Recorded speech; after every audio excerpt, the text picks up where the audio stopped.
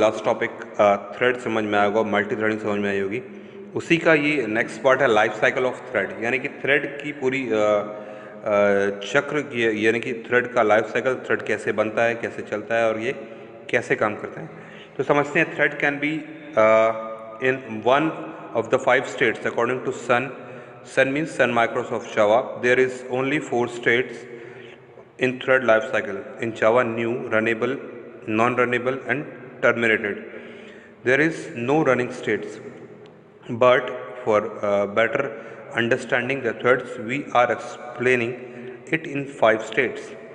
The life cycle of thread in Java is controlled by JVM. JVM stands for Java Virtual Machine. The Java thread states are as follows. Java के 5 अलग अलग steps हैं। पहला है new, जब new thread generate होता है। Runnable, अब न्यू होने के बाद वो रनेबल के लिए गया, रेडी होने के लिए गया कि भाई now thread is ready to execute. Then running में क्या होगा, वो थ्रेड रनिंग हो रहा है यानी कि एग्जीक्यूट हो रहा है। अगर उसमें कोई प्रॉब्लम्स आई, इंटरप्ट आ गया, तो वो क्या होगा, नॉन रनेबल यानी कि ब्लॉक्ड हो जाएगा और उसके बाद वो फिर से रिज्यूम होगा और वापस अपना प्रोसेस कंप्लीट करेगा और उसके बाद वो टर्मिनेट यानी कि काम खत्म हो जाएगा। उसके बाद वो प्रोसेस या वो थ्रेड डेड कर जाएगा। जैसे आपको बता दें, आपके फ़ोन पे आप बहुत सारे एक टाइम पे बहुत सारे ऐप्स चलाते हैं, we can call its process. बहुत सारे प्रोसेस यानी कि हमारा फ़ोन भी एक मल्टीटास्किंग प्रोवाइड करता है। मल्टीटास्किंग यानी कि वो इंटरनेट भी चला रहा है, आपको वीडियोस भी दिखा रहा है, आपको गाने भी सुना रहा है और इसके अलावा आप बहुत सारे ऐप्स का इस्तेमाल करते हैं। तो साइमल्टेनियसली सबको एक साथ चलाने के लिए हमको प्रोसेसर यानी कि प्रोसेसिंग स्पीड फास्ट करनी पड़ती है। तो ये थ्रेड्स ही हैं जो इस प्रोसेसिंग स्पीड को फास्ट करते हैं और लाइट वेटेड प्रोसेस देते हैं, जिस कारण आपका फ़ोन बहुत ही स्मूथ काम करता है। अब समझते हैं कि थ्रेड का लाइफ साइकिल कैसे चलता है। सबसे पहले न्यू यानी कि थ्रेड जनरेट होगा न्यू के थ्रू। रनेबल में यानी कि thread is to ready to execute, ठीक है, रनेबल के लिए रेडी टू एग्जीक्यूट होगा। फिर रनिंग पे जाएगा यानी कि अब वो एग्जीक्यूट होगा और जो कोड्स होंगे परफॉर्म होंगे। इस दौरान अगर मान लीजिए कोई एरर, कोई इंटरप्ट आ जाए, जैसे स्लीप, ब्लॉक और IO wait, for lock, suspend, wait, तो ये कुछ कंडीशंस अगर आ जाए रनिंग कंडीशंस में, तो वो क्या होगा, नॉन रनेबल यानी कि कुछ देर के लिए ब्लॉक्ड हो जाएगा और फिर समय ढूंढेगा कि जैसे इसको दोबारा टाइम मिलेगा तो वापस फिर वो sleep done, IO complete, lock available, resume, notify and non notify के नाम से वापस जाके रनेबल में जाएगा। फिर रनिंग होगा और जब वो रनिंग हो जाएगा तो फिर क्या होगा, वो टर्मिनेट हो जाएगा। ये आपको बता रही कि एक्चुअली है क्या। आपने डेडलॉक कंडीशन पढ़ी थी। डेडलॉक कंडीशंस में क्या था, सपोज कोई प्रोसेस किसी रिसोर्स की रिक्वेस्ट डाल रहा है और वो रिसोर्स किसी और प्रोसेस के पास एक्योर है, यानी कि किसी और प्रोसेस को वो एलोकेट की गई है, तब तक दूसरा प्रोसेस इंतजार करेगा उस रिसोर्स का। जब वो रिसोर्स फ्री होगा तो उस प्रोसेस को यूज़ करेगा। एग्जांपल लेते हैं कि सपोज़ हमारा एक लैब है, हमारे लैब में 40 कंप्यूटर सिस्टम एक ही सर्वर से कनेक्टेड है और एक ही प्रिंटर है हमारे पास। तो 40 बच्चे एक साथ जब प्रिंट का क्लिक करेंगे तो इट्स नॉट पॉसिबल कि 40 के 40 बच्चों का एक साथ प्रिंट आ जाए। वो हिट रेट पे डिपेंड करेगा, किसने पहले हिट किया था, किसने बाद में हिट किया था। उस हिट रेट के हिसाब से वहाँ पे एक मेमोरी चार्ट बनेगी। उसके हिसाब से जिसने पहले हिट किया था उसके प्रिंट पहले आएंगे, फिर जिसने बाद में किया था उसके प्रिंट बाद में आएंगे। इस तरह से एक प्रेफरेंस बना रखेगा। तो उस समय तक सबका जैसे जिन लोगों ने प्रोसेस किया था उनका प्रोसेस कुछ देर के लिए रिक्वेस्ट यानी कि वेट कंडीशन में रहेगा। इसी को हम कहेंगे रनेबल से रनिंग में जाएगा और रनिंग में उसने कमांड तो दे दिया प्रिंट का, मगर प्रिंटर फ्री नहीं है तो क्या करेगा, तो कुछ देर के लिए इंतजार करेगा। प्रोसेस कुछ देर के लिए ब्लॉक्ड होगा जब तक उसको वो रिसोर्स यानी कि वो पेरिफेरल डिवाइसेस एक्सेस ना हो पाए। चलिए समझते हैं न्यू बेसिकली था क्या।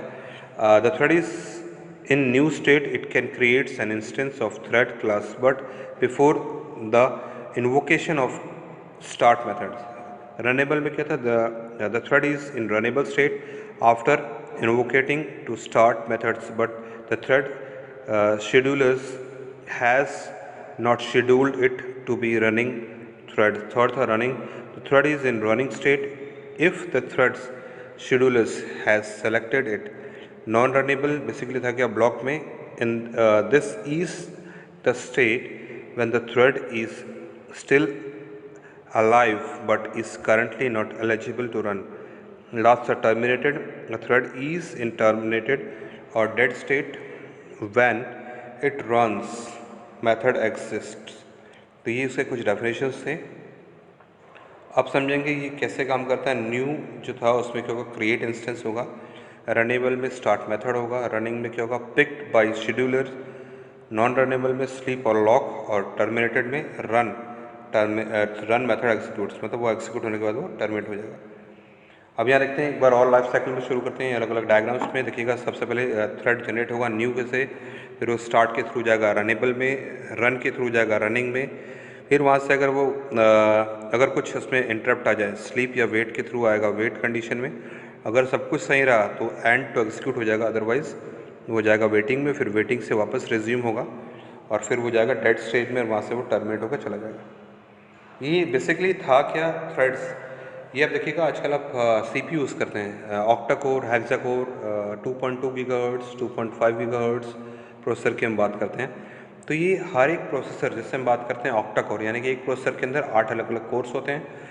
उन सभी कोर्स का अपना खुद का थ्रेड होता है। Thread means light weighted process, जो कि आपको स्पीडिंग प्रोवाइड करके देता है कि भाई आपका जो प्रोसेसिंग स्पीड है बढ़ जाए।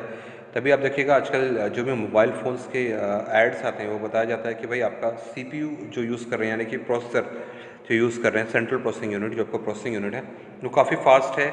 अंततः स्कोर्स भी दिखाते हैं कि देखिएगा इसका फास्टिंग स्कोर ये है, ये गेम सपोर्ट करता है, मल्टीटास्किंग सपोर्ट करता है।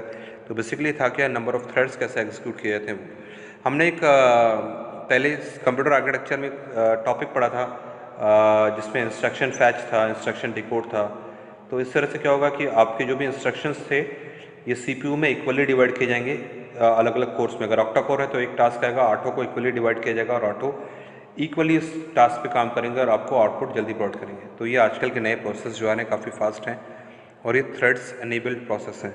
तो आई होप आपको समझ में आएगा। आप दोबारा जब भी आप कोई मोबाइल रिव्यू देखिएगा तो देखिएगा, ध्यान दीजिएगा कि CPU बहुत इंपॉर्टेंट रोल प्ले करता है आपके मोबाइल फ़ोन के लिए, और उसके कितने कोर्स है, octa core, Deka core, RAM क्या है, रैम प्रोसेसिंग स्पीड क्या है।